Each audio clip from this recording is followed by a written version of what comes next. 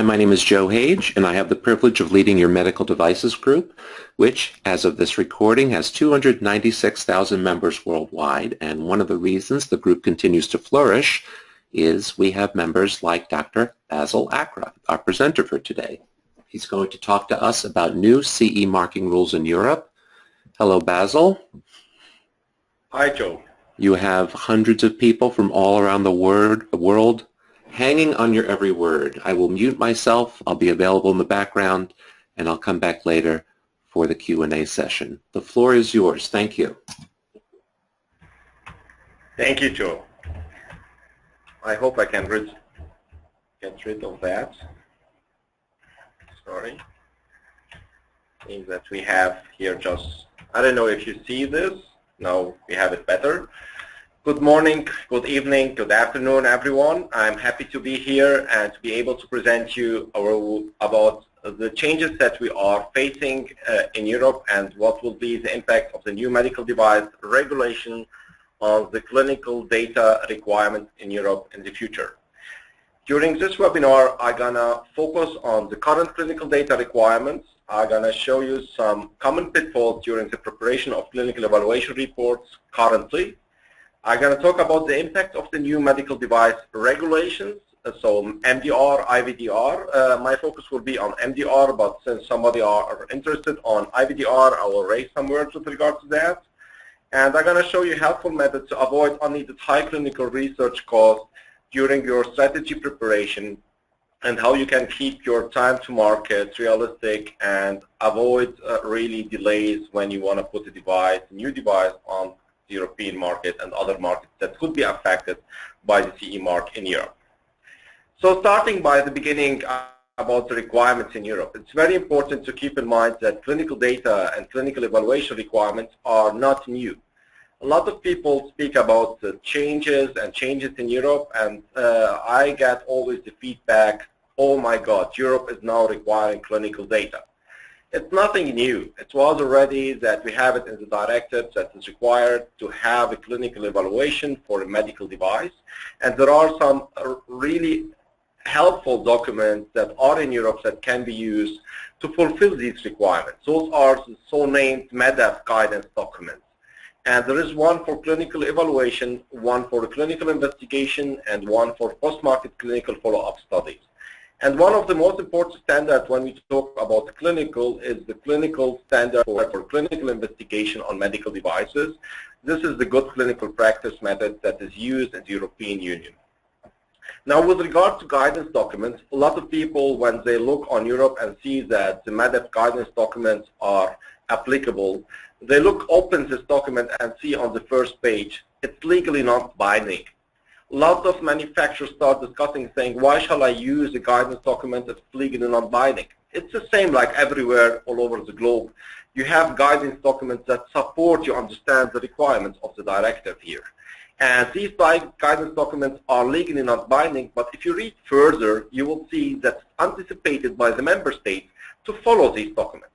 So it's a requirement. Even so, it's a guidance document. If you follow these guidance documents, you will be able to fulfill the requirements in Europe.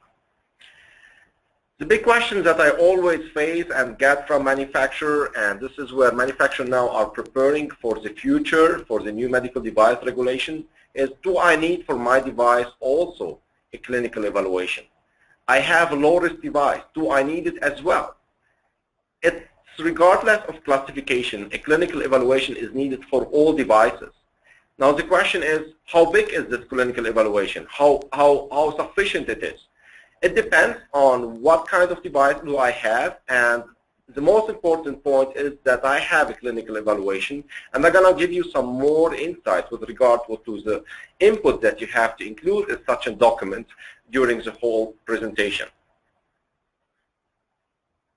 What is a clinical evaluation? This is the first question that we have to ask ourselves. I remember the last years when I was facing different regions all over the globe.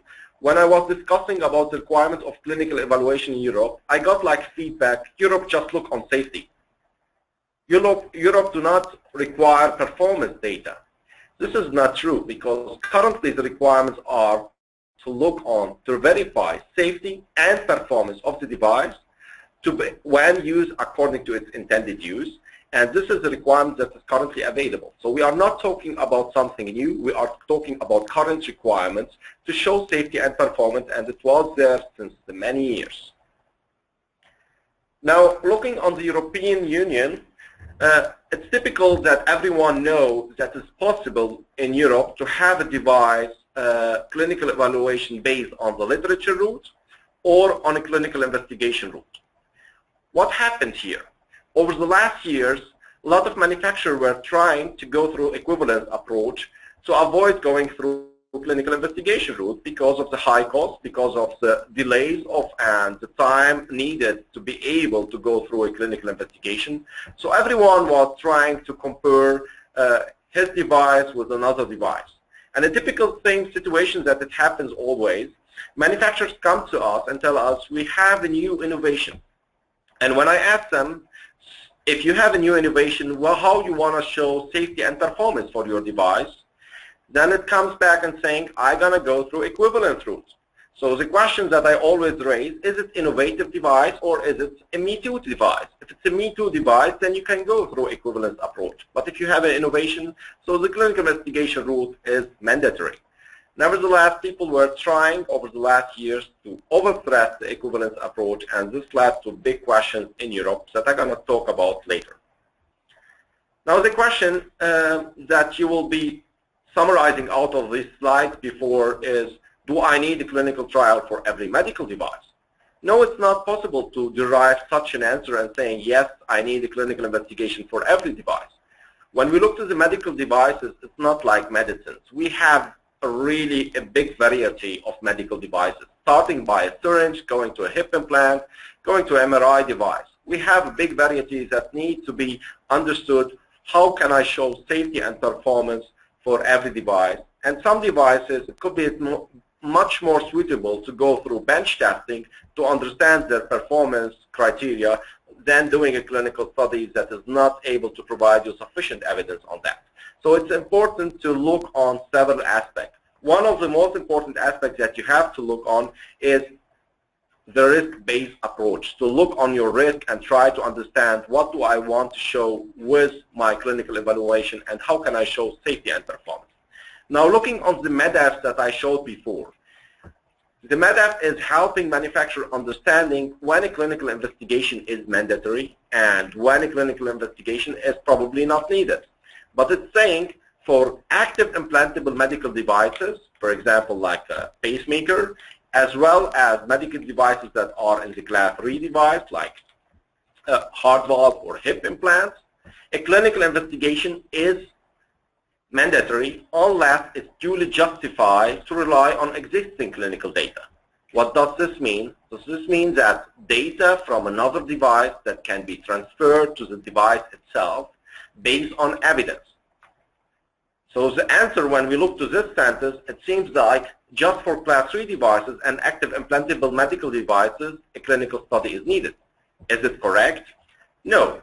Going further, you will see that also for low-risk devices, if you have an innovation and a device that is not studied till now and there is not a similar device on the market, it could be that you need a clinical investigation as well.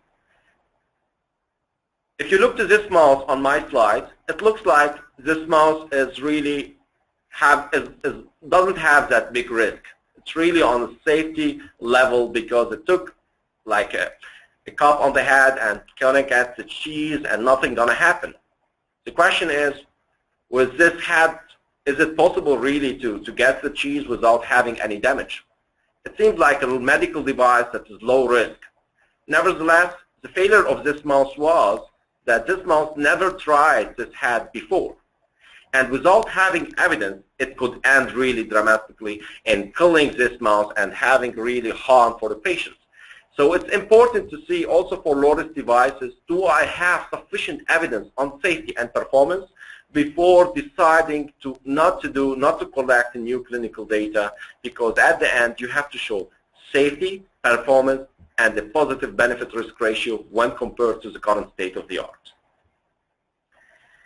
So what is state of the art? Talking about the current state of the art is an important topic. A lot of manufacturers think that state of the art is the competitor device. I am the big manufacturer. I have the biggest market share. Then I look to the second one that has also this big market share and say, this is for me the current state of the art. This is not true. I have to look to all available therapy methods for a special medical indication. Why it's important? Because I have to look on what is currently available for a medical indication for treatment. It could be a medicinal substance, it could be a conventional method, and it could be medical devices. And this is, for example, if you look to stents, stents are for coronary artery stents are establishing can cover some patient population, but you have also conventional therapy like bypass operation.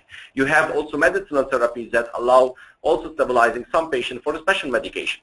All of these issues shall be considered before taking a decision on the state of the art, and this is important that you focus here not just on the intended use, but on the intended use and the medical indication of the device.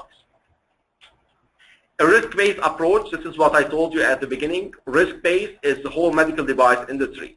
Risk-based development. From the beginning, from the idea, I have to start looking on the risk associated with my device, with my development process, and also with the uses of my device afterwards. Distribution, packaging, transportation, all of these issues shall be considered at the beginning. And I have to try to do my best to mitigate the risk to the lowest level that I can reach. And I have to mitigate everything that I know and try to define what is the acceptable level at the end. The cost here will not play a role. It should be looking on what I have done to mitigate the risk for the patients. So it's very important to consider all of these when you develop your strategy. The risk-based approach is one of your main key to get success in the medical device development process. Now, looking on a clinical evaluation. We talked about state of the art. We talked about the different routes that are available to be able to proceed with clinical evaluation and get the device on the market. The most important steps that you have to do when you do a clinical evaluation and to decide risk-based if a new clinical study is needed or not is that you start with the first step saying, what do I want to show? I want to show safety and performance of my device. So the first step that you always do, you start with your risk analysis and you start also evaluating what is currently available on the market for a special medical indication. And when doing this evaluation, you will identify similar devices on the market. And you will identify some publication with regard to similar devices on the market. What you don't know at the beginning, you have a lot of publications that you have identified, how valuable these publications are. Do you have high-level clinical data? Do you have randomized clinical data, a clinical study, and do you have just abstract? You have to appraise all of these data and select them to say what is for you really suitable and what is sufficient evidence to show safety and performance of the device. And then you have to decide to show also based on evidence if these data are transferable to your device, because they are in most of the cases done with other devices, and these devices have some comparability, but they are not completely the same. So you have to look on these data in a critical way. You have to analyze these data and decide based on that if a new clinical investigation is needed, or you have sufficient data that are transferable to your device that makes a clinical investigation as not mandatory anymore because evidence are already available. So taking this into consideration, we have to look on several aspects. First of all, when you see several other devices and you see the publication and relevant clinical data that can be used, you have to look, do I have the same intended use? Do I have the same clinical condition and medical indication? And do I have the same patient population? Then you start looking on the technical and biological equivalency between both devices. And you have to show it, not just saying they are technically equivalent because I have like a metal and the other one is also metal, but you have to look also not just saying it's a titanium and the other one titanium, but you have to show that by doing tests, by showing evidence that both metals are completely the same. If they are not completely the same, you have to show that this difference do not influence negatively the final safety and performance of the device. So do not compare an apple with a pear or an apple with an orange and say by the end they are completely the same and I can transfer the data. You have to show it based on evidence. And what I'm saying is currently the requirement. So those are not even something new, they are the current requirements. So what I did today, I took with me some examples, and I tried to show you how a lot of manufacturers think and how it should be done in the right way. So if you look to both examples that you see on this slide, the first impression, they are not different.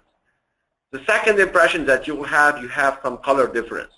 The question is, does this color difference influence the final clinical safety and performance negatively?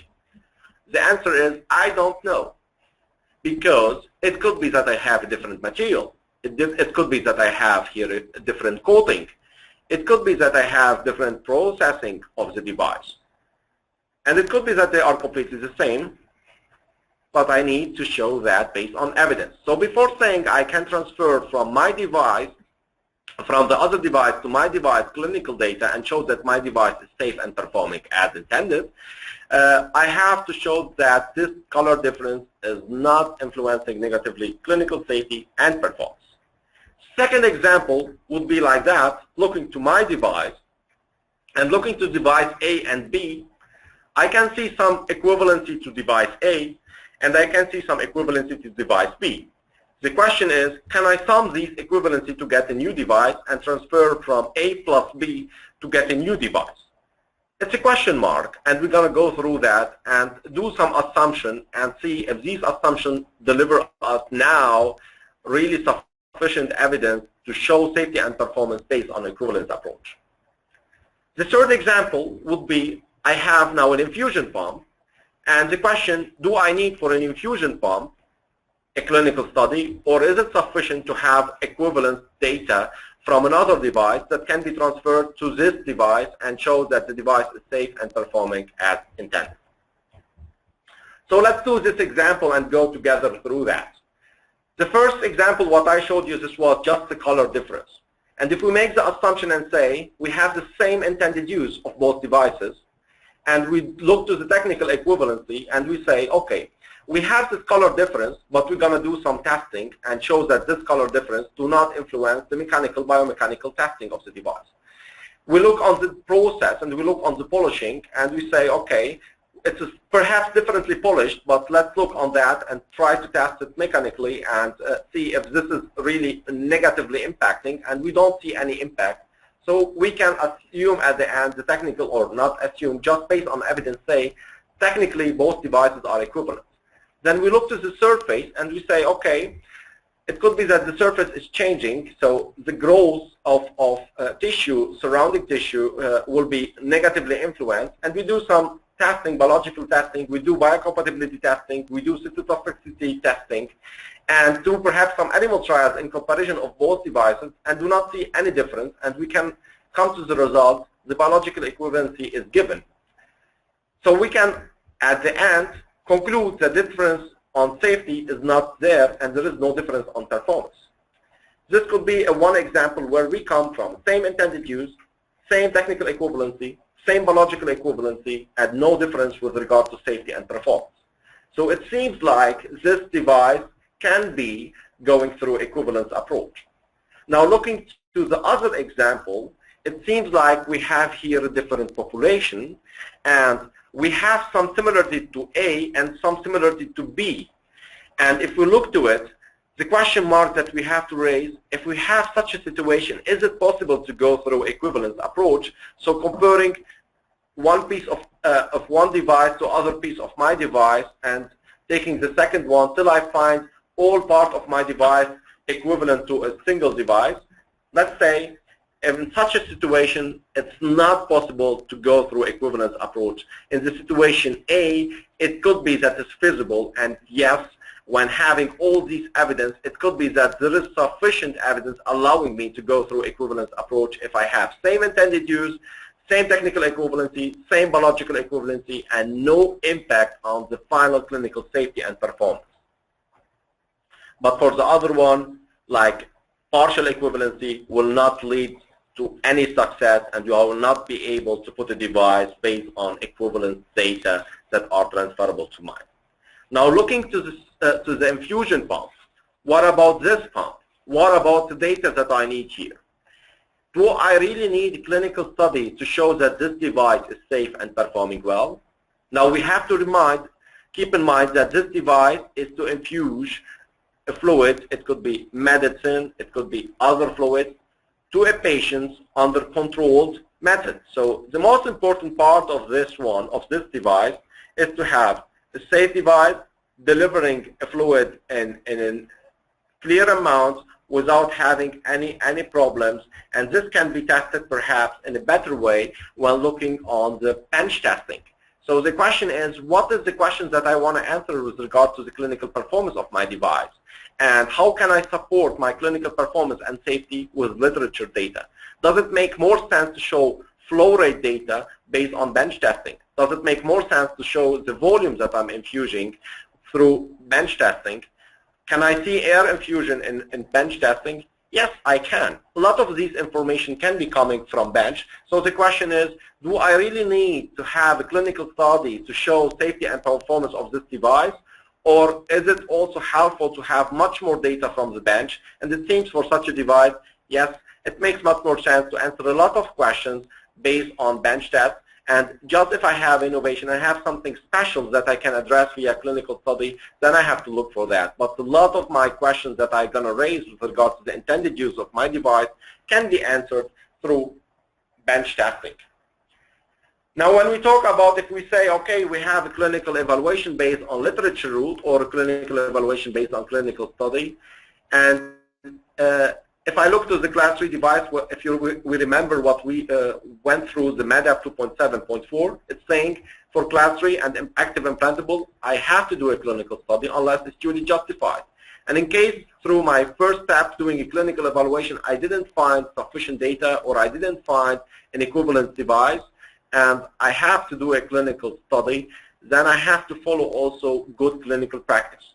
For this aim, in Europe, the 14155 standard is applicable, and you have to do a study following this standard or following GCP that is similar to the standard. So to plan such a study, when we talk about good clinical practice, it's very important to start with the clinical evaluation steps that we raised before and to have the risk analysis.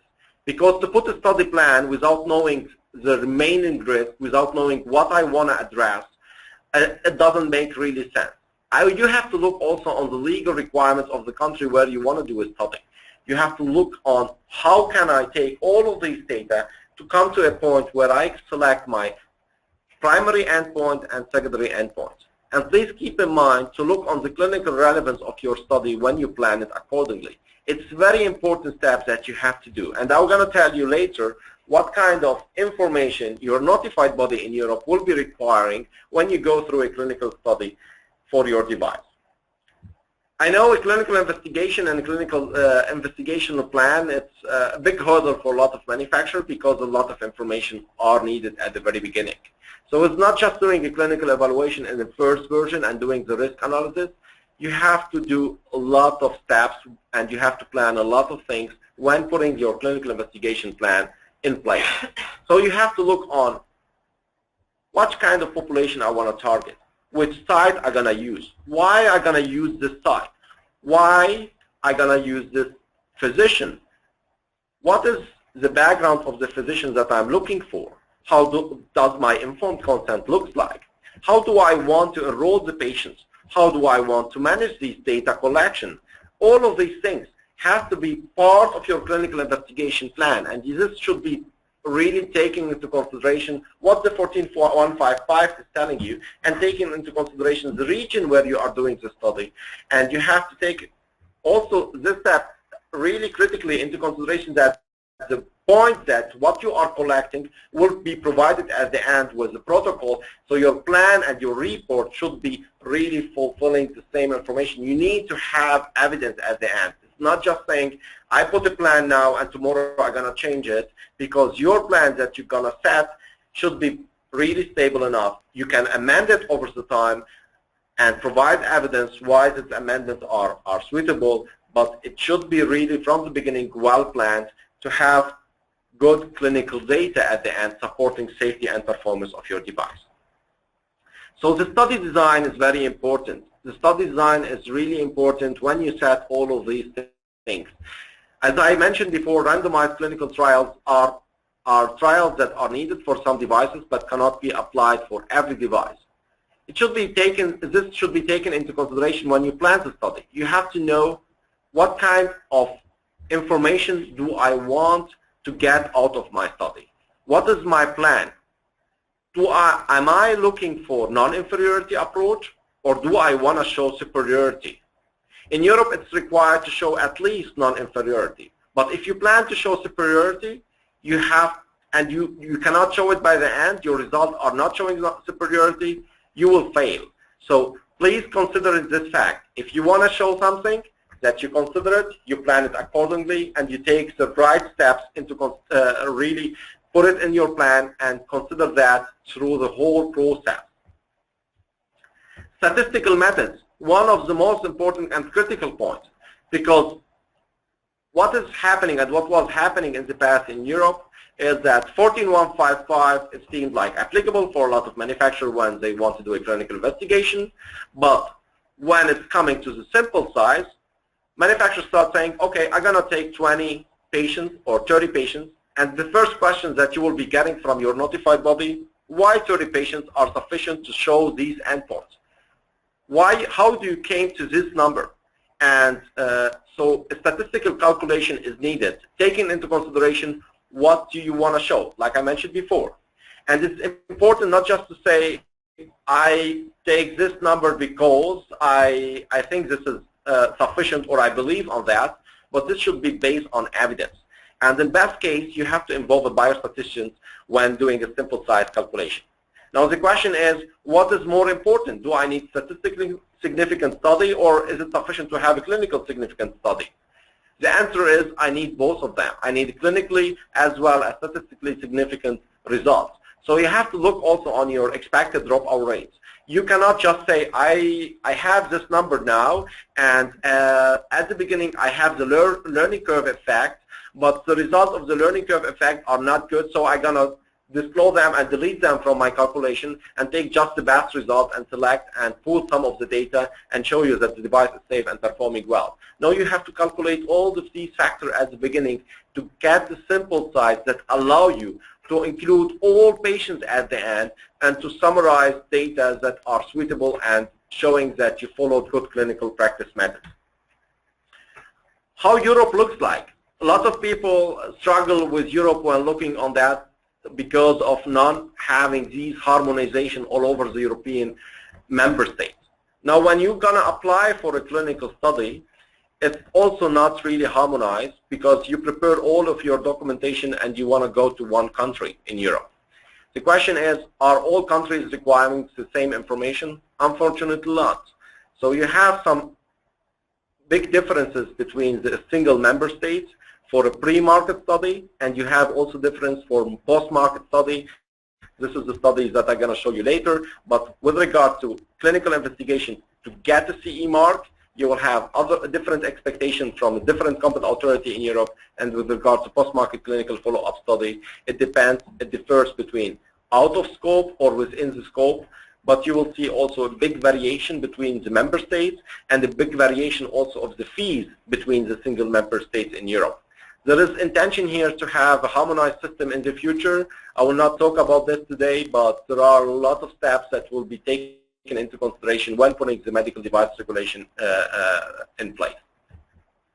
Now with regard to your notified body, if you come with a clinical investigation as part of your clinical evaluation, what kind of information your notified body will be requesting from you? Your notified body will be requesting your clinical investigation plan. You will be requested to show the letter of no objection or the approval of the competent authority, and you will be requested to show the ethics committee opinion. And finally, the final study report that is dated and signed. And all of these information are required. If you come with data and you say, I don't have these information, your notified body will question the good clinical practice and will question the systematic data collection. So it's required from the notified body, also according to MEDEF, to ask you for this information and to see if all of the study was running under controlled methods and under good clinical practice. Sorry. Now, You did all your job at the beginning, and you did your clinical evaluation, prepared your clinical evaluation, and did a clinical study, and collected all the data, and critically analyzed these data, and came to the assumption or that I showed everything, and say at the end, I have a safe device performing as intended, and I can show you a positive benefit-risk ratio of my device. It's still not the end, because you know a lot about your device, but you still do not know how your device will be performing over long term. This is why it's required as well to have a post-market clinical follow-up study in Europe. Post-market clinical follow-up studies, there is also a guidance document, as I mentioned before, the MEDEF guidance document that support you preparing such a study design for the future. Sorry. The question is, do I need this post-market clinical follow-up study plan when I submit for CE marking? The answer is yes. I have to look not just on my current clinical data and my current evidence, but I have to look also over long term and say what I will be planning as a manufacturer to collect long-term clinical data on safety and performance, and how I want to detect rare complications that I couldn't detect at the beginning. The post-market clinical follow-up study is not there to show safety and performance. It's to confirm safety and performance when the device is used as intended. So please take care of that. A lot of manufacturers come and tell us, okay, I'm going to get an approval for this medical indication and this intended use now, and with the PMCF, I'm going to extend my data by collecting new data and trying to have much more evidence on another indication or another intended use. This is not allowed. This is not acceptable and will not allow you to come back and extend your indication, because this is the so-called off-label use. And the off-label use is not accepted as a measure to collect data. And I'm going to tell you much more about that with regard to the changes also in the medical device regulation. Bassil, it's Joe. For a quick interruption, Jeff asks, what does the acronym NCA stand for? Thank you. National Competent Authority. Why PMCF? So there are a lot of limitations, as I mentioned before, when you prepare your study. When you do a first clinical study, you look for the best clinical investigations that you can use for such a device. You look also for the best site where you can do your study, and you have special selection criteria for the subject, and you have a small amount of patients that you're going to use based on your calculation to show safety and performance. And with the PMCF, you can go wider. You can get much more information, and this allows you to have real life usage of the device and get much more data and full range of clinical data that support long-term safety and performance of your device. When is this post-market clinical follow-up study mandatory? If we look to the MEDEF and we look to the requirements currently, it's actually mandatory for innovations. It's mandatory for significant changes where you don't know the influence of this change over long term, for high-risk devices, and where CE marking was based on equivalence. And also when you have unanswered questions with regard to long-term safety and performance. And this is most of the cases that you don't have really these evidence, long-term evidence on safety and performance. Now the question, if it's mandatory for some cases, is it possible to avoid the PMCF? Yes, it's possible to avoid the PMCF for special cases where you can show that you have long-term safety data and performance data on your device. Taking an example like a syringe, a normal syringe, do I need to collect long-term evidence on safety and performance? Probably not. The question is, if I want to collect data, are there any methods to do that? Yeah, you can. You can either prospectively or retrospectively. You can use also questionnaire and so on. The question is it an investigation or not? So it's your decision to look on that and decide what is the most suitable method, and to show us, based on scientific evidence, why these data that you will be collecting over long term are sufficient to confirm long-term safety and performance. Now, what is the responsibility of the notified body when you come with your clinical post-market clinical follow-up study plan to us? As I said before, we look not just on your clinical evaluation, we look also on your post-market clinical follow-up steps and post-market surveillance steps. And we have to understand if you, with your plan, you can have sufficient data confirming long-term safety and performance. And we have to verify, if you are not planning to do a post-market clinical follow-up study, if this is a justification that we can follow or not. And in case of not, we have to set conditions. And we are allowed now to set conditions to require additional evidence to tell you that the PMCF plan is not acceptable and to require a new plan. And in case you come with a new plan, we are also allowed to tell you we want to have data and an update of your clinical evaluation report at interim point. And we are also now allowed to look through your certification and do not provide you directly with a 5-year certificate for your class 3 device and active implantable, but we are also allowed to tell you, based on the evidence that we have today, you will get a certificate for 2 years, for example, or for 3 years, and we want to have like interim report. Or it could be that we give you a 5-year certificate and request yearly an update of your clinical evaluation report to keep a track about what is happening and how your additional data are supporting your long-term safety and performance of your devices. So all of these requirements are currently available, and they are not new at all, but are available and are in place with a lot of notified bodies that are applying these. In a total, what we will be looking for is a standalone clinical evaluation report that is including all these information that I talked about. And the most important part of it is also the summary saying that the device is safe, performing well as intended, and has a benefit-risk ratio that is positive. And it should be signed and dated by the evaluator. That should be, this person should be experienced person in the field where the device is applied. So if we have an orthopedic hip implant, you will be looking for an orthopedic surgeon who does this clinical evaluation, or somebody who co-sign with sufficient experience and clinical expertise in this field. This is all about what we have now, today. Now, how it looks the future. If we look to the future, all of you know what happens. All of you know what happens with scandals in Europe with regard to the breast implants. This is a fraud situation, so nevertheless, it triggers a lot of steps. And as you know, we are all of us waiting for the new medical device regulation that will be coming in the next year probably, and I'm going to tell you much more about dates and what will be happening with this new regulation during the next slide.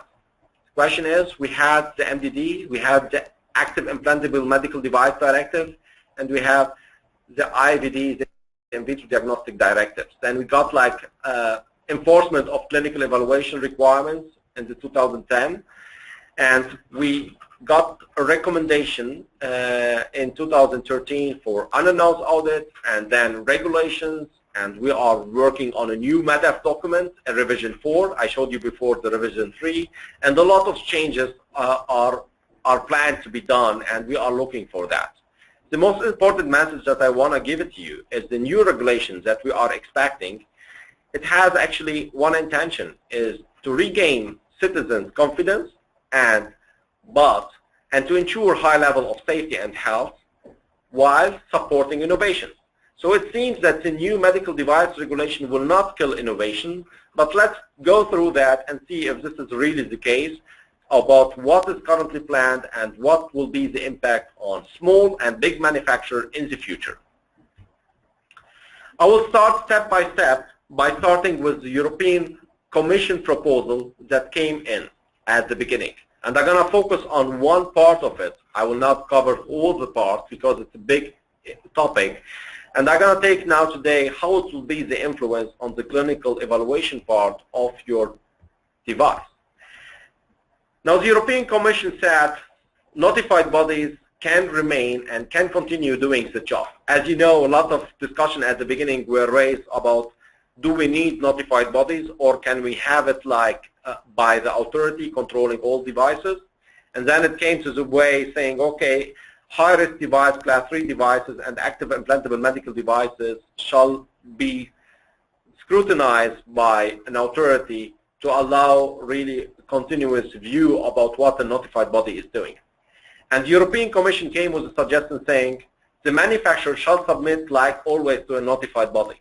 But we're going to establish a medical device coordination group that will get information for each submission from the notified body saying, I got today a pacemaker from the company XYZ, and the medical device coordination group will decide in 28 days if a scrutiny is applicable here or not.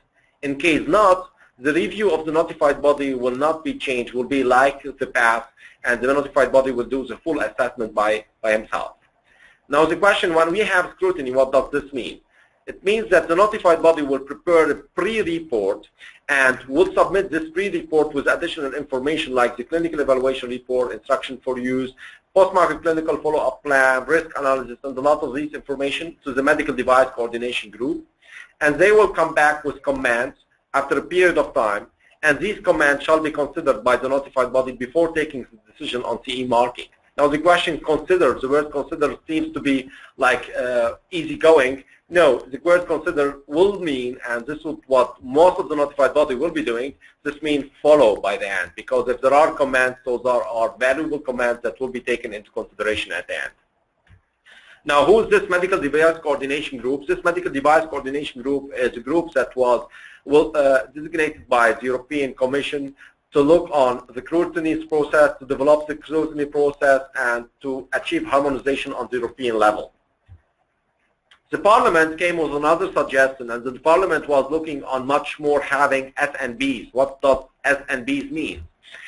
The Parliament was looking for special notified bodies. They didn't believe on the situation to have all notified bodies able to deliver high-risk devices, to deliver expertise in this region.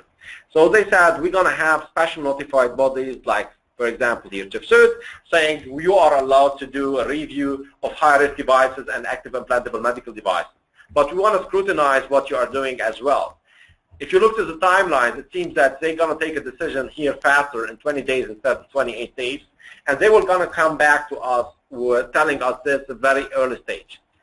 And here's the difference is that they will be running the evaluation or their assessment in parallel to our assessment. When we say, yes, we have here a scrutiny, we have to provide them with clinical evaluation report, post-market clinical follow-up plan, and so on, but they will be running their assessment in parallel.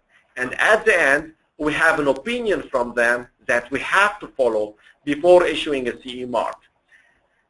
We have still here the situation that it could be that we're going to say yes and they're going to say no, and we have to follow, or in a different way, we say no and they say yes.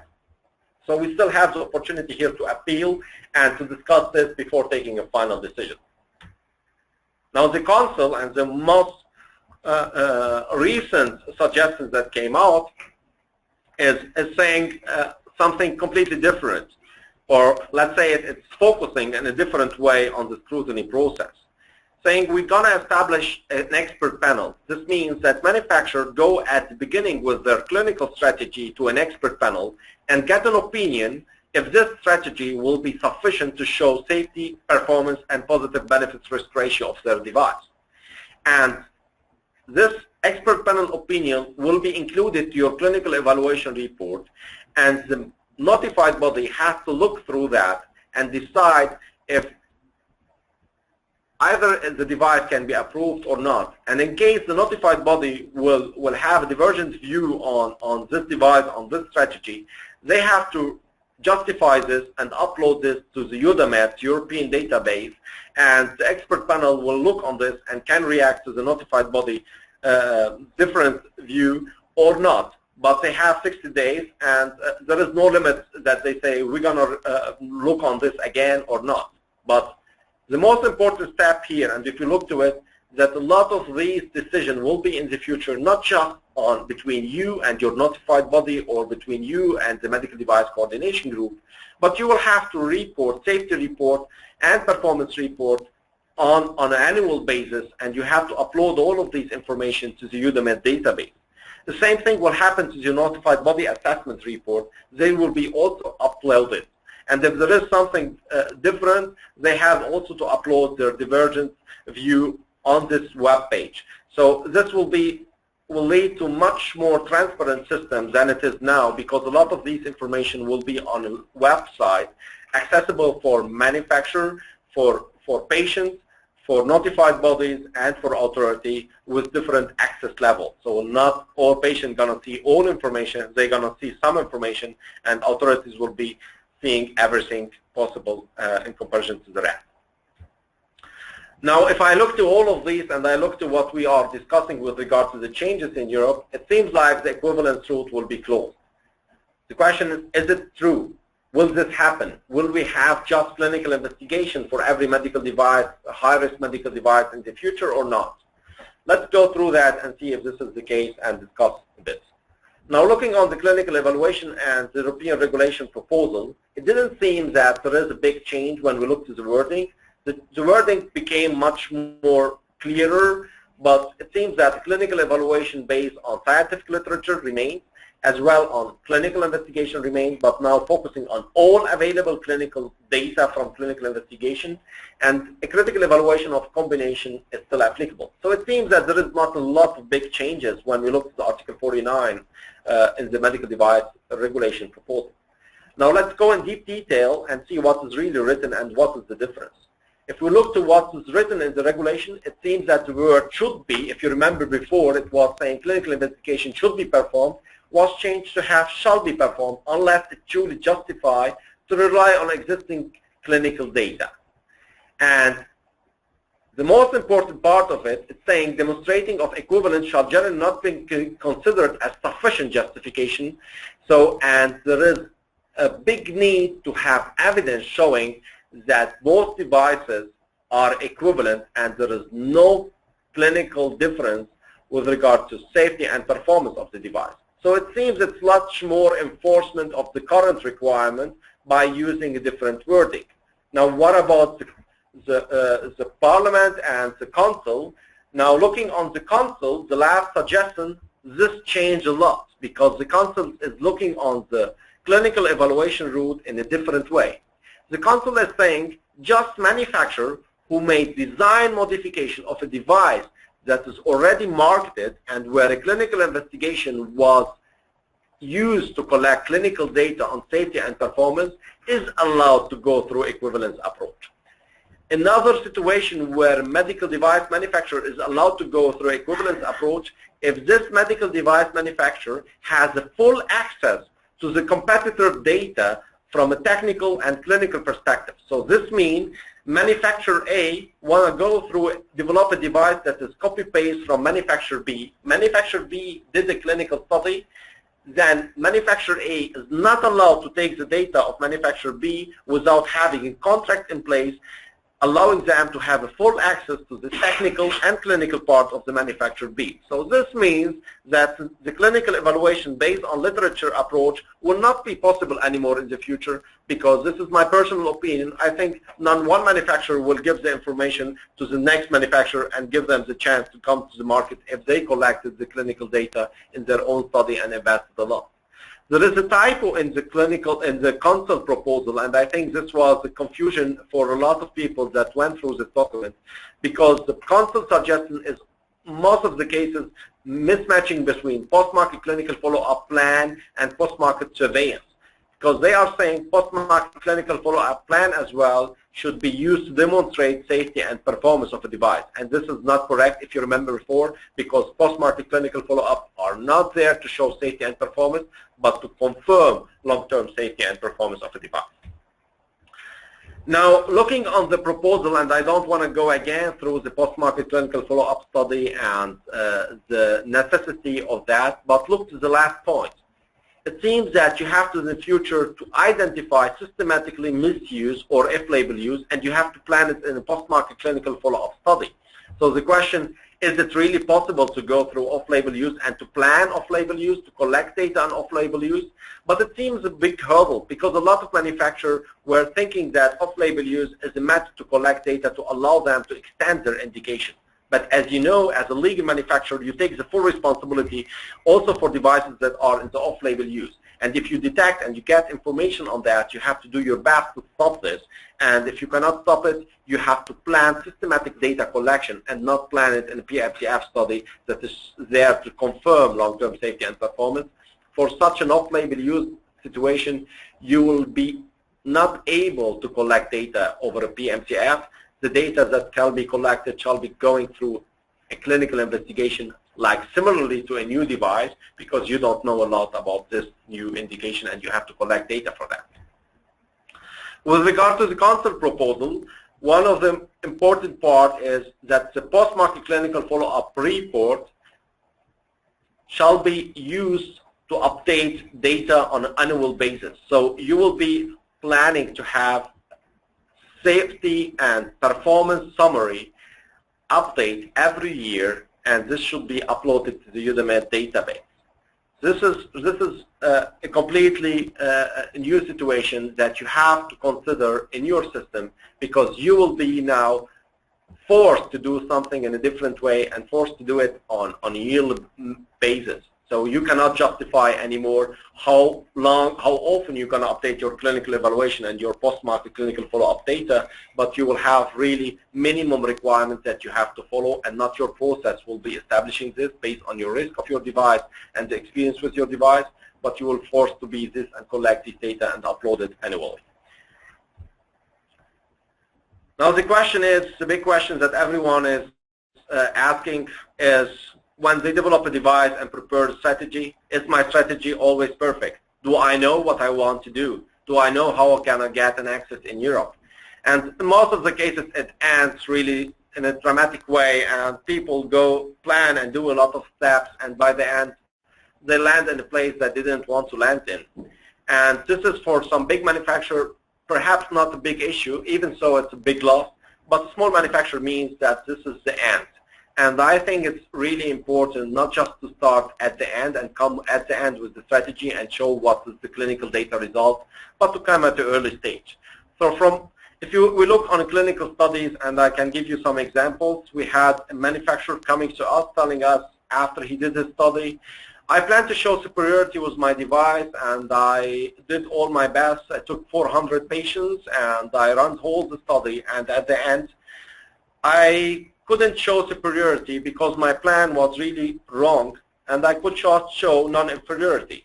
So they came with these data and said, okay, can I use these data to show safety and performance? It's questionable when you look to the good clinical practice, because you do not fulfill your plan, so you failed. So in case that you fail, and you just took this example from the web, this is a study for pharma, but medical devices are similarly also high costly when we talk about clinical trials. So the question, do you really want to fail at the end? And if we look to the rules 1 to 100, if you identify something wrong at the very beginning, it will cost you $1 US. If you identify this at the end when you deliver your device, it will cost you $100. The question is, why do you want to get at the end and ask somebody else to look on your strategy and tell you if this is okay or not? So it will be much more suitable to get in contact with your third party at the early stage and ask them for an independent pre-review, that they look on your strategy. You tell them what you are planning, and they tell you we can follow or not. And if they cannot follow you, ask you questions. It's very important to start this at the very beginning. A lot of manufacturers come at the end and say, this was my plan, this is my report, and we ask them, look to your IFU, this is what you are intending to do. You mismatch, you have a mismatch. So this question, if we ask at the very beginning, when we have like the first meeting with the customer, it will be much more valuable, because you can rethink about your strategy. Surely we are not allowed to consult you. We will not tell you how to do it. We will tell you what we identified and if you fulfill the requirements or not. And if you do not fulfill the requirements, you have to rethink about your strategy and come back and plan it in according to the requirements of the directive. Now, it's important to you to get your device to your market. Always time to market is the most important step. So look on that very critically at the early stage and plan and combine, have meeting with authorities, have meeting with your notified body before you start and your clinical study, before you come and submit the whole documentation, because this would affect your timeline in a critical way. And I think it's much more suitable to discuss this really at the early stage because it allows you also to understand your device better, to have a different view on your device and your development strategy. The big question that everybody would be asking me at the end of such a presentation, oh, new medical device regulation and big changes. When will this medical device regulation come? If I look to the last years, every year I was telling people next year, in 3 months, in 6 months. But I can tell you today that there is a lot of efforts in Europe and changes are now completely, everyone is under stress and everyone wants to implement the medical device regulation very soon. So there is a big effort and the intention is to have this by Q2, Q3 next year. So there is not anymore these hope. We are sure that the medical device regulation will be coming in 2016. The question is, what will be coming, what will happen, what kind of information that I provided to you today will be implemented. This is still under discussion, but as you can see, a lot of these changes would affect your system. So how you should be preparing, look on these. Try to understand your process. Try to understand the clinical evidence that you have for your device now. Try to mitigate, try to correct, try to adopt and collect new clinical data before the new medical device regulation will be coming. And do not wait till the end because the transition period is 3 years. And 3 years are really fast. And if you do not prepare now and come at the end, you will be late and you will not be able to have your device anymore on the market for a long period. So please start preparation and it's really essential for your whole strategy to keep your market access and you keep your certificate because you have to reapply for every medical device and every medical device should be fulfilling the medical device regulation when you have an extension or when you have an application for the medical device after the transition period. During the transition period, you can still keep having both systems. Medical device regulation, MDD, are still in place. After that, there is no way anymore. So latest, after the transition period, every step that you're going to do will be following the new medical device regulation. It doesn't matter how it looks like, but you know there is a lot of suggestions there from the Council, from the Commission, and from the Parliament. And all of these are now in the trialogue discussing what will be coming and what will be implemented in the future. And I hope that you are watching this, and I think it's very essential for the future situation of your company. This is all what I wanted to tell you, and I hope I could give you a small amount of information that support you preparing for the new medical device regulation and understanding the new medical device regulation and the current medical device directive from the clinical perspective and what is needed now and what is needed in the future. Thank you for all your attendance, and I'm happy to take any question if there are some. Basil, that was great, and I hate to disappoint you, but you did not give us a small amount of information. You gave us a lot of information, and we have a number of questions here. For those of you who need to stop at the top of the hour, that's perfectly understandable. We are recording, and we will make the slides and video available to you later today. Those of you who can stay on, you're certainly welcome to. We will start with our Q&A session now. And as promised, Khalid gets the first question. He asks, self-certified IVDs, are we going to require a notified body now? We have an ISO registrar, but I want to clarify if we also need a notified body now from here on forward. In the past, 80% of the IVDs were self-declared devices. In the future, 80% of the IVD will require a notified body. So you have to look on the list that are now updated and the new classification rule for IVD and see if your device is affected. And I can take this offline with you if in case you have a question, drop me an email with regard to your device and tell me how your device is following which rule according to your understanding on that, and I can either tell you I can follow that or not. But you have to look on the new IVDR and the suggestion for classification because this is a different situation in the future. And I see you have your email there posted for everyone, so thank you. Kevin asks, what is the difference between clinical studies necessary to establish safety and performance versus safety and efficacy? The word efficacy is not used in Europe because we look on effectiveness and performance of a device. And when we talk about efficacy of a device and what is the FDA is requiring, those are different studies that we are not now requiring in Europe. We look on medical devices saying that a medical device is, you can show a performance when used as intended. So we do not look on these large studies to show efficacy till now in Europe. We look on a specific studies that confirm in a small population and the population that is suitable for these patients to show that the device is performing as intended.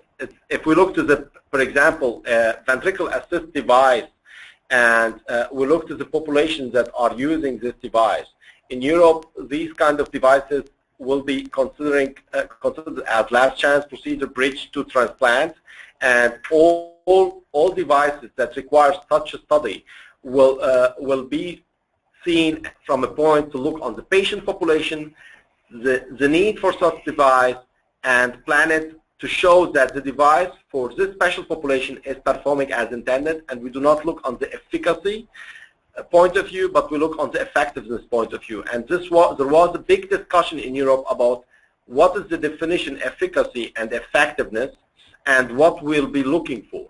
And efficacy is used in Europe for pharma industry. And a lot of discussion was saying medical devices we will not show efficacy for a medical device. We're going to show effectiveness and performance of a medical device when used as intended. And this is what Europe is looking for. Kevin follows up, what study power is required for a performance study? It's a general question. I mean, study power to say that this is what I need for every device. It depends from one device to the next one.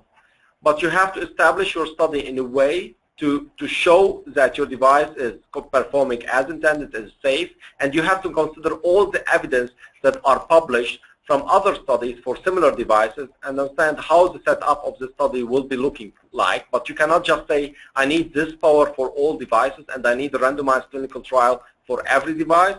The diversity of medical devices is big, and it depends from one to the next one how the device setting should be looking like.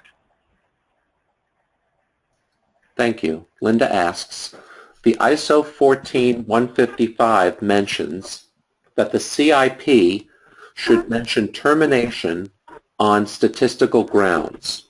However, I have never seen such a paragraph in a CIP. Could you give examples of statistical grounds? Statistical grounds for statistical termination of the study is it's a point.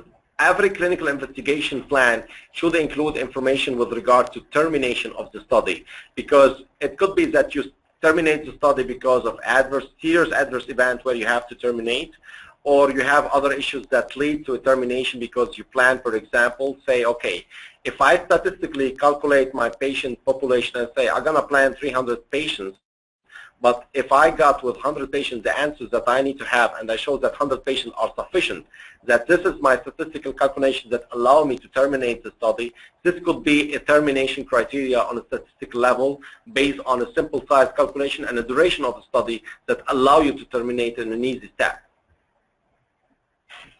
I'm not sure I completely understand this next question, but let me give it a try. Shani asks, our product is CE marked and is based on equivalence. For how long should PMCF be performed? Perhaps he means how long do I have? If you have a CE mark device and you plan to do a post-market clinical follow-up study, you have to look on the expected lifetime of your device and take this into consideration when planning your post-market clinical follow-up study. So you have to look also on the clinical data supporting like performance of the device and looking on how the device will be performing in a period of time and what is scientifically reasonable to collect long-term evidence on the device. So if we look on, for example, a degradable device that will be degrading after implementation of in 3 months, the question is, how long will I be looking for this kind of device? I will look on the degradation level to see that it's not there anymore, but it could be that I will be looking also on the effect of the degradation residuals on the patient's safety, and I will be looking for 1 year. So it's a case by case where you have to define what is the expected lifetime and what is the question on rare complications that I want to detect in a long-term setting. We have a couple of questions about PMCF.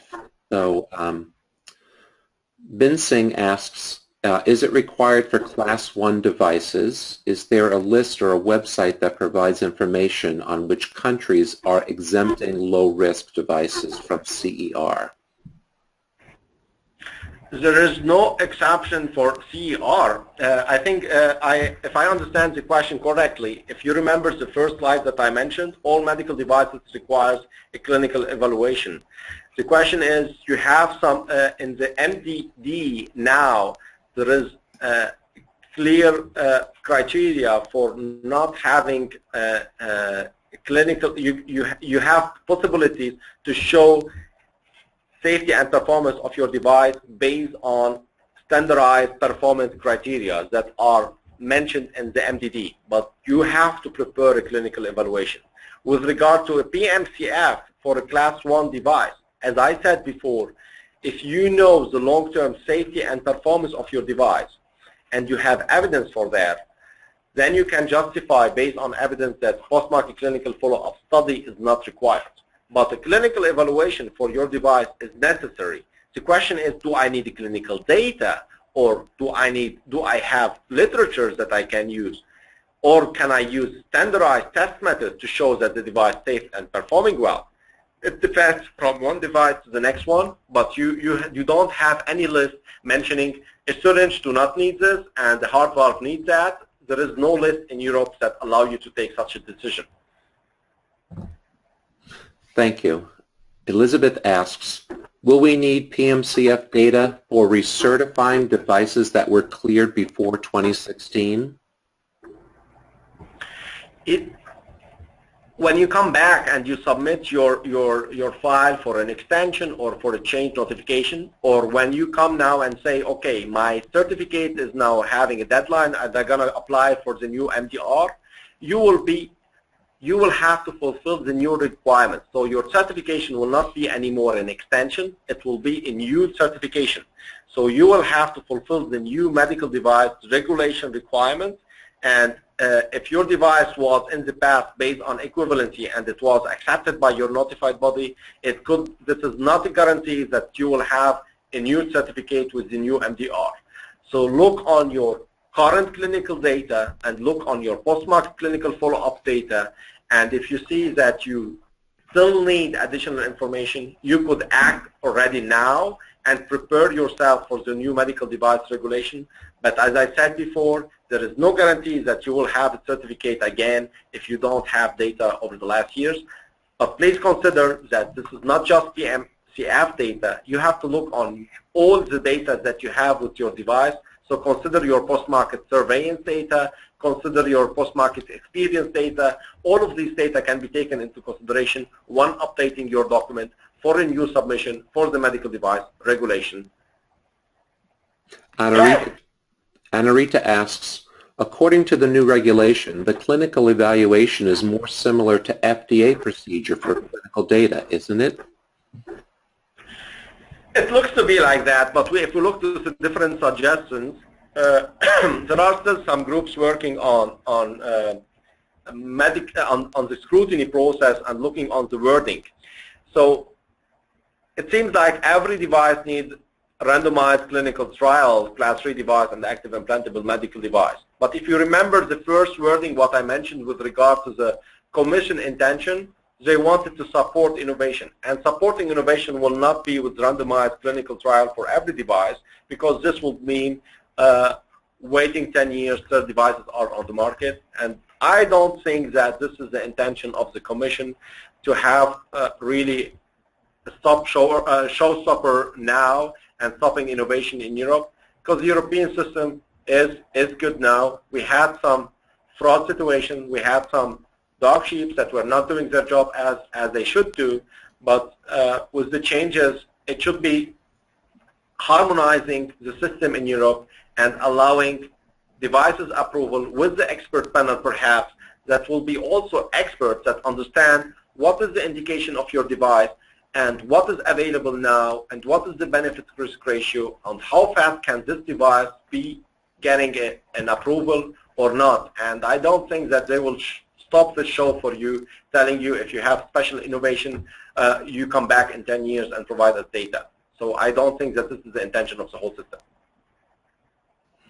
We have perhaps another dozen or so questions here. If you're on the line and you've asked your question, please be patient. I will get to them. We'll stay on until the bottom of the hour or until I get through these questions.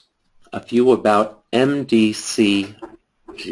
Marcella asks, who will be the MDCG? Is it a governmental agency or a group consisting of experts from all notified bodies? And will the manufacturer be able to choose the MDCG in the same way it selects the notified bodies? I have to tell you no. You will not be able to choose them. Those, as I said before, are an expert panel that was designated by the European Commission. And they are, yeah, you can name them as an authority group. So they will not, you will not be able to choose the medical device coordination group, but they will be defined by selection by the European Commission, and you will not have the opportunity to decide to whom you want to go or not. She follows up, for an implantable device for cardiac application, we conducted a clinical study for safety in Sweden. Preliminary 6-month results were very good. We also had secondary endpoints for performance. We intend to follow a clinical evaluation plan based on the literature path. How is the new regulation going to affect us? If you have a study on safety and you have a clinical evaluation based on literature, I cannot answer this question before seeing if there is a device on the market that is equivalent and that you can have the data from this equivalent device. If we talk about the current situation, if you can show equivalency to the competitor device where you are showing equivalency, then you will be able probably to get to the European market and get an approval. But if we look to the council suggestion, if this will be the applicable one and will be in the future, then you will not be able, without having full access to the competitive device, to get an approval via equivalence approach. My friend Karen's on the line, and she asks, would MDCGs have influence over notified bodies' timeliness in review and approval of CE marking for their manufacturer clients? In other words, would MDCGs have authority to hold notified bodies accountable for response time and deadlines? This will not happen. The point is people are looking on longer review time and looking on spending much more time on the review. And please keep in mind that when the new medical device regulation will come and the scrutiny will come, this means you will have to spend much more time on the review because the MDCG will be working in 28 days. But we have to keep in mind the experience that we are facing in Europe when we involve the competent authority with regard to drug-device combination, that predictability is really low. So this would affect even notified bodies that are currently predictable with their timelines, because they will be influenced by a third party that is probably will not be predictable. It seems that the timeline seems to be very fast, 20 days and 28 days. The experience that we had in the past with consultation processes, with competent authority involvement, were not that great that we can confirm that this system will be running really smoothly. But to answer your question, the MDCG will not influence the notified body and will not look on the predictability from a timeline point of view of the notified bodies. Elena asks, supposing a device undergoing class upgrading from 2A to 3 as a result of the classification rules in the new regulation, would it be possible to keep on relying on previous clinical evaluation by equivalent route? Like I said before, it depends on the evidence that you have for your device, and it depends from one suggestion to the next one. Let's say the council suggestion will not be applicable, and you will not be required to have a full access to the full documentation. If you are now fulfilling the requirements with regard to safety, performance, and benefits risk ratio of your device. It could be that in the future, if the clinical evaluation method based on equivalency is still applicable, that this document can be still used, but you have to update it on a regular basis, and you have to show long-term safety and performance data included in your clinical evaluation report. So if you are doing your job now, today, good, and nothing changed to the new regulation, like saying you have to have a full access, you will probably not be affected. But if something changed, you will be affected, and if your strategy now is not good enough and you compare apples with peers, you will be out of the market. Joanne asks, can you give us an idea of the differences in cost and regulations for the various European countries? Do you speak about regulation with regard to the application for clinical studies? I'm not certain, but I invite Joanne to, yes, she does. Okay. So if we look to the different authorities, I don't have the cost now in mind, but I can tell you there are authorities like France not requiring fees for application and approval of studies, but other requiring a high amount of money for having a clinical study approval. The same with regard to the ethical committee, and I'm happy to provide you with some information regarding to that in a summary presentation if you just drop me an email, and I can show you how different they are if this is needed. Speaking of emails, I have a couple questions from folks who had to leave, so I'll email them to you for your follow-up with them directly. Joanne says thanks. Perfect. And I have 5 more questions for people who are still on the line, so I will get to Terry Fidel's, Peter's, Danielle's, and Arunan's questions now. And Harmut. You're the last one, Harmut. Okay, Terry asks, how is it with MedDev guidance and the new EU legislation? What is the question? What the new medical device regulation will be, if I answer it, I'm going to answer in general because it seems that the question is how this is running. Because the medical device regulation will be implemented probably 2016, like I said, Q2, Q3 2016. And the MEDEF 2.7.1 revision 4 is currently under development, and I am part of the expert who's writing this document. And the intention is to have this document in place when the medical device regulation is published. Fidel asks, are there any ICH harmonization efforts? And can we expect similar changes in 510K processes for the FDA?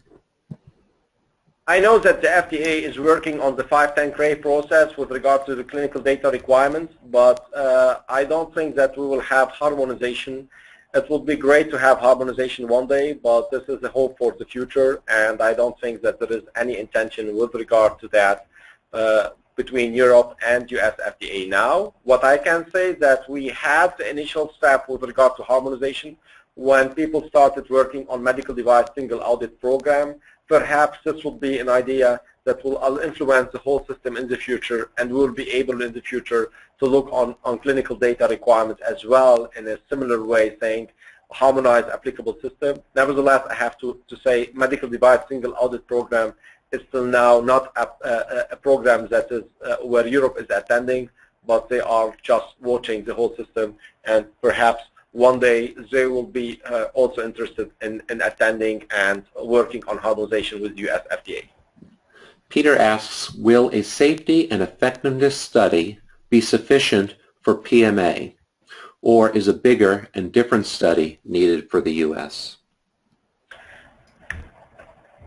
What I can tell you is that the Declaration of Helsinki was adopted years before because of this issue, because the US FDA wanted to have the population for the study in the US. But I cannot promise you that the US FDA will accept the study that was done in Europe to answer safety and performance, because the US FDA has its own rules, and the European has also the rules, their own rules. So what is applicable in Europe will not be probably 100% transferable to the US and not to other regions. So every place in the world has its own requirements, but I can tell you that the US FDA would consider the data collected in Europe when you get the submission, because they are forced based on the Declaration of Helsinki. that was discussed in Fortaleza, that they accept data out of the US by keeping the right to audit these sites. Danielle asks, could you please clarify the new proposal based on special notified bodies? The new proposal based on special notified body means that, if you remember, by the end of 2012, we had 83 notified bodies, and now we have something like 60 because of the joint assessment by the European Commission. A lot of notified bodies are disappearing, and a lot of notified bodies are reducing their scope because they are not allowed anymore to do a lot of devices. So this means that we will have probably at the end 5 to 10 notified bodies that are able to do high-risk medical devices and active implantable medical devices. And these notified bodies will be scrutinized by the Medical Device Coordination Group in their assessment of the product submission with regard to CE marking. Thank you. Arun asks, in the state of the art, you discussed about alternative approaches to the patient problem in hand. For example, if a THR is performed, it usually means the patient has exhausted other treatment methods. So what would an alternative approach be to a THR, because THR happens along a timeline? And at what point when a patient wants to get a surgery, are there no other alternatives? How deep do we have to get into these alternative approaches? And do we also have to show evidence that our approach is better than other approaches? You don't have to show evidence that your approach is better than other approach if you are not claiming that. You have to show that you are at least non-inferior to other approaches. With regard to the medical indication, it's a kind of literature search to look on what is available for a special medical indication in general before concentrating on medical devices on your own or similar medical devices. So it means that you show the big image from the literature, what is currently applied for a special medical indication, because your conclusion when you talk about safety and performance conclusion in the clinical evaluation report, you come also to a decision, my device has a positive benefit risk ratio when compared to the current state of the art. So you have to know what is the current state of the art, and this is why you have to look on this and keep this on your eye when you do an evaluation, a critical evaluation of the data.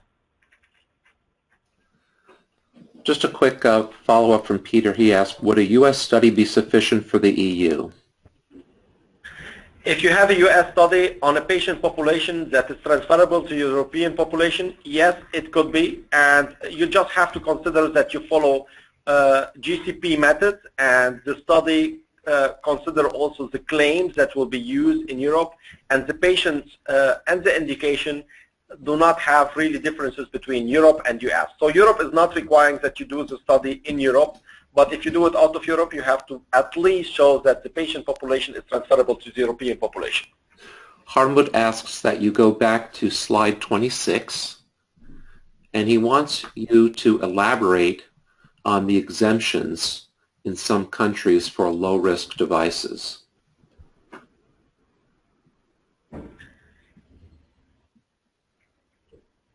I think this is, with regard to exemptions for low-risk devices, it's related to the application to the competent authority, non-interventional and interventional study. It's a lot of information that I'm happy to provide it to you via email. So if you drop me an email and tell me what you are looking for, and then I can provide you that by some slides, or have a conference call separately with you offline. And we'll let Terry's question slip in. This will be our last. She asks, how it seems with future legislation, is regulation getting harder, meaning challenges for innovation and small companies? It's true. It's true that will be harder. This is why I challenged the wording at the beginning, saying that innovation will be supported. Now it depends on which system will be implemented and what the triologues, this is the so-named triologues, this is the discussion between Commission, Parliament, and Council, will lead to which result. And based on this, we will see how innovation will be interpreted or used in Europe in the future, but it seems that the new innovation based on the suggestions currently will have a big hurdle to have an approval in Europe without having sufficient clinical evidence. Well, I've already had a few people write in that this was excellent. I agree. I've already had a request that you do this again. You're certainly warmly invited to do so. And TÜV SÜD will be participating in the 10X Medical Device Conference in May. So Bassil, you're certainly invited. I don't know if you can make that fit in your schedule. We almost had you 1 year. Okay. But I thank you all for attending, and you can expect an email from me today with the video replay and slides transcript to follow. Thank you, Bassil. Thank you, TÜV SÜD, and thank you all for attending. Bye for now. Thank you. Bye-bye.